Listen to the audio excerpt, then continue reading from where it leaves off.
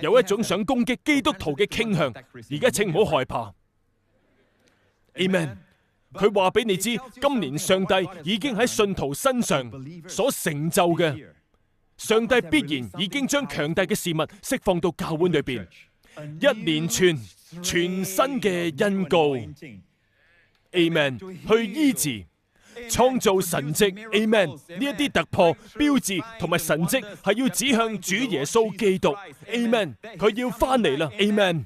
而我哋嘅症狀同埋我哋嘅病毒，Amen，正在得着醫治。我哋可以非常具感染力，就好似我哋嘅主耶穌基督一樣。呢個新冠病毒提醒我哋好多喺耶穌嘅日子，嗰啲麻風病人，若果有人被診斷患麻風病，你就唔能夠靠近佢，冇人能夠喺佢身邊，必須要隔離一段時間，睇下佢哋係咪患上呢種麻風病。唔單止咁，麻風病人係會被困埋喺麻風病人嘅專屬地方 ，right？ 冇人觸摸佢哋。呢個就係點解當耶穌嚟到揾呢個麻風病人，呢位麻風病人講：主啊，如果你肯，必能使我潔淨。第一件事，呢個係我哋嘅主耶穌，佢係如此美麗。麻風者只係話你可以用言語使我潔淨，佢冇講觸摸我，但耶穌卻觸摸佢。我話耶穌觸摸佢，我哋唔知道佢幾耐未俾人類觸摸過啦。佢渴望得到自己孩子嘅觸摸，呢個就係我做呢段影片嘅原因。佢可能渴望佢家人嘅觸摸，唔單止家人，從來冇人掂過佢，但耶穌觸摸佢。Amen。請留意，耶穌係冇患上麻風者嘅病，麻風者卻找住了耶穌所擁有嘅。佢肯定喺教會裏邊釋放咗一種偉大嘅醫治恩膏同埋健康。Amen。如果你唔知道魔鬼喺度做乜嘢，上帝喺你生命裏邊做乜嘢，睇下魔鬼用乜嘢嚟攻擊你。如果佢攻擊你嘅身體，可能上帝已經釋放並且注入全新嘅醫治同埋健康，嚟到恢復你身體嘅青春同埋力量。讚美上帝，上帝係咪好好啊？OK。我哋進入今日嘅話題啦，讚美上帝。我哋要翻到所羅門聖殿嘅主題，因為嗰度充滿咗能力。我哋一直係正在講所羅門聖殿嘅故事。我哋可以從呢一座建築入邊學習嘅事，呢個係上帝喺呢段時間俾我哋嘅話語。你為我哋從上帝嗰度得到呢啲話語而高興嗎？甚至舊約裏邊發生嘅故事，你知道上帝將故事放喺舊約裏邊，唔淨止為咗填補空間。呢啲故事係為着現在嘅話語。當聖靈恩膏嘅時候，係以油為象徵。當佢膏抹，呢個係現在式嘅話語，仿佛上帝正在講，呢個係我而家對你講嘅說話。有好多來自世界各地嘅神學家表示，我哋需要聆聽嘅係上帝嘅聲音，一齊講 Amen。上個禮拜你哋帶着膏油嚟到 ，right？ 我意思係你帶着油前來並受到禱告，呢個成為咗係聖靈嘅膏油 ，Amen。我為你哋帶嚟咗嘅不同油瓶禱告，使呢一啲油成為咗膏油。請謹記，當你抹油嘅時候，睇到嘅唔係油，而係仰望耶穌 ，Amen。油只係一個象徵，讚美上帝。當我哋為油禱告嘅時候，油就產生咗變化，成為咗能夠摧毀重軛、移走咗疾病同埋給予保護嘅聖靈恩膏。第四堂崇拜，我同埋牧師們都喺呢一度。Mark 牧師亦都同我哋一齊。第四堂崇拜，我做咗同樣嘅事情。我哋喺其他崇拜裏邊亦都一樣，祈求上帝用你嘅膏油嚟到膏抹你。喺當時前面有位女士攞住油。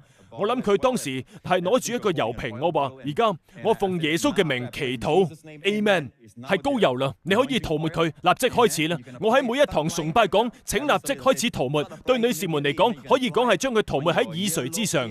如果你臉上係有特別嘅妝容嘅話，你唔想破壞咗額頭嘅妝容嘅話，可以搽喺耳垂上面。呢個就係利未記一書裏邊，佢哋為膏抹祭司同埋麻風病人所做。你可以將油抹咗喺你嘅耳朵上面。Amen。當我講塗抹嘅嗰一刻，我哋開始塗抹啊！有一個響亮、血腥嘅尖叫聲，係來自前排嘅某一處，而每個人都停低。我話唔好擔心，呢個好正常。請留意尖叫聲係幾時傳過嚟，唔係喺我哋祈禱之前，亦都唔係喺祈禱嘅期間，而係我講喺塗抹之後。Alright， 後嚟兩個牧師將佢帶出嚟，我只係講喺崇拜期間，我告訴牧師們將佢帶出嚟，為佢祈禱。我唔會向你哋展示影片，因為我唔建議。我哋可以顯示醫治，但我哋唔建議展示驅鬼嘅情況，因為要尊重呢個人。我唔係好中意 YouTube 上面被鬼附身嘅一啲案件例子，我並不認同嘅。我認為有必要尊重呢一個人。點都好啦，佢哋為呢位女士禱告。當鬼被驅逐出嚟嘅時候，整個房間係充斥住一種好可怕嘅惡臭嘅。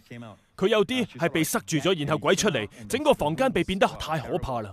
我哋相信上帝會讓嗰位女士完全得着恢復。Amen。讚美耶穌嘅名。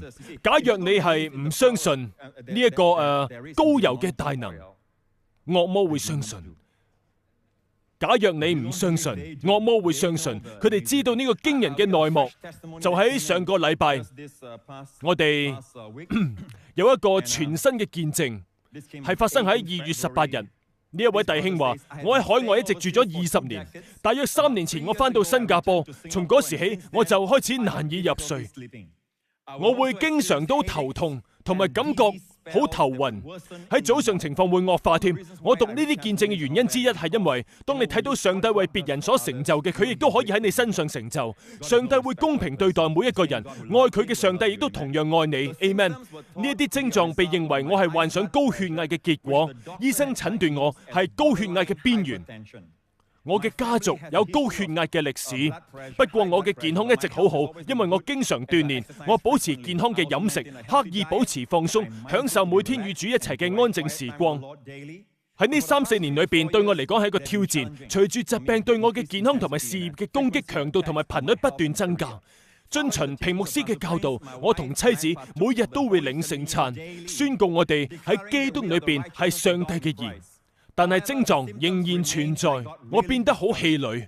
當平牧師宣講膏油嘅大能嘅時候，並喺周日崇拜為會眾帶嚟嘅油禱告，就喺上個禮拜日，我感覺心中嘅信心再一次燃起。喺嗰晚，我從教會翻屋企，我嘅妻子將膏油塗抹喺手巾上面，放喺我嘅枕頭裏邊。我冇諗太多，上床瞓覺。第二日瞓醒來嘅時候，我感覺容光煥發，神蹟般咁，冇頭痛，亦都冇頭暈。係跟住落嚟嗰2日，我嘅睡眠變得好好。讚美主，過去幾年困擾住我嘅症狀已經完全消失。而家每日早上我返工之前，我會將油膏抹喺我自己嘅頭上。當我繼續安息喺基督同埋佢已經完成嘅大功裏邊，我期待着會有更多嘅整全同埋健康嘅日子。所有人一齊講 Amen Amen Amen。 仲聽唔聽啊？再聽一個見證啊！聖經說，好消息使骨頭滋潤。Amen， 意味着你嘅骨頭變得強壯。我經常都會諗，當人們變老嘅時候，我有一個親戚，從小就一直認為佢係一個巨人，但我發現佢隨着年齡嘅增長同埋萎縮。當然呢個係稱為骨質疏鬆嘅症狀啦。如果你唔鍛煉，唔使用骨頭，佢就會萎縮噶啦。等我同你講，聖經有好多經文說，特別喺箴言一書，當你咁做嘅時候，佢會使你嘅骨頭變得滋潤。其中一件事係好消息使骨頭滋潤。呢個同樣發生喺2月18日，呢個係一位醫生嘅見證。我嘅工作係牙醫，2個禮拜之前，員工通知我嘅鄰近嘅單位有漏水嘅情況。即使我好擔心，但係都係決定先完成病人嘅牙科療程。漏水可以等啊嘛，但要先修復呢個口腔問題。